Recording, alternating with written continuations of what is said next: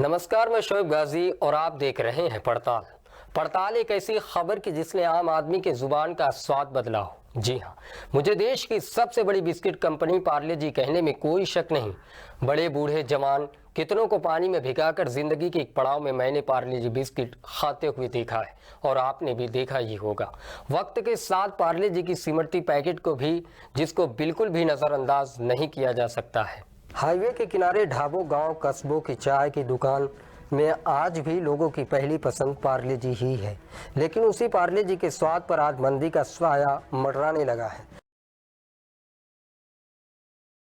बताया यूं भी जा रहा है कि अगर आने वाले दिनों में पार्ले की खपत में मंदी बनी रही तो कंपनी से 8 से 10 हजार कर्मचारी को नौकरी से हाथ धोना पड़ जाएगा। ये बात कुछ छोटी नहीं है, यानी 8 से 10 हजार परिवार की बात है, जहां से उन परिवारों की रोजी रोटी चलती है। सूत्रों के हवाले से ये भी खबर है कि पार्ले ने 100 रुपए प्रति किलो या उससे कम कीमत वाले बिस्किट पर जीएसटी घटाने की मांग भी की है। कंपनी का यह भी कहना है कि अगर सरकार ने हमारी मांग नहीं मानी तो अपनी फैक्ट्री से हमें 8 से 10 हजार लोगों को निकालना पड़ सकता है, क्योंकि सेल्स घटने से कंपनी को भारी नुकसान हो रहा है। हालांकि पार्ले जी बिस्किट आमतौर पर 5 रुपए का कम के पैक में बिकते हैं। दरअसल जीएसटी लागू होने से पहले 100 रुपए प्रति किलो से कम कीमत वाले बिस्किट पर 12% टैक्स लगता था। इसलिए कंपनी उम्मीद लगा रही है कि जीएसटी में आने के बाद टैक्स की दरें 5% तक आ सकती है।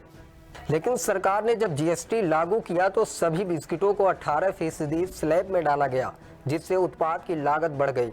लिहाजा कंपनी को दाम बढ़ाने पड़े, जिसका सीधा असर उत्पाद की बिक्री पर पड़ा और बाजार में पार्ले जी का स्वाद फीका पड़ने लगा। आपके लिए ये भी जानना जरूरी है कि पार्ले प्रोडक्ट्स की सेल 10 करोड़ रुपए से ज्यादा होती है। कंपनी के कुल 10 प्लांट हैं, इसमें करीबन 1 लाख कर्मचारी काम करते हैं। साथ ही company 125 third party manufacturing unit में ऑपरेट करती है। कंपनी के सेल का आधा से ज्यादा हिस्सा ग्रामीण बाजारों से आता है।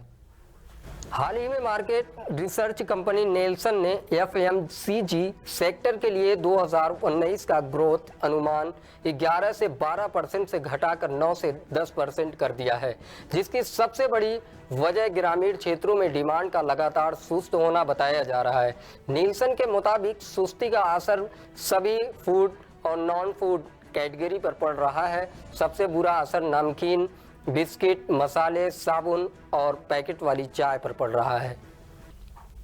तो देखा आपने कैसे लोगों की जिंदगी में स्वाद घोलने वाली पार्ले का खुद ही स्वाद बिगड़ गया है। जहां सरकार एक तरफ विदेशी निवेश करवा रही है, देश को 5 ट्रिलियन इकोनॉमी वाला देश बनाने के भरसक प्रयास में लगी है।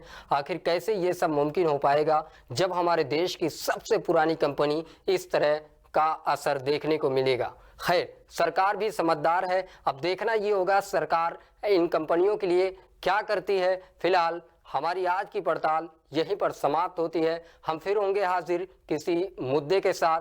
तब तक देखते रहिए प्राइम टीवी इंडिया।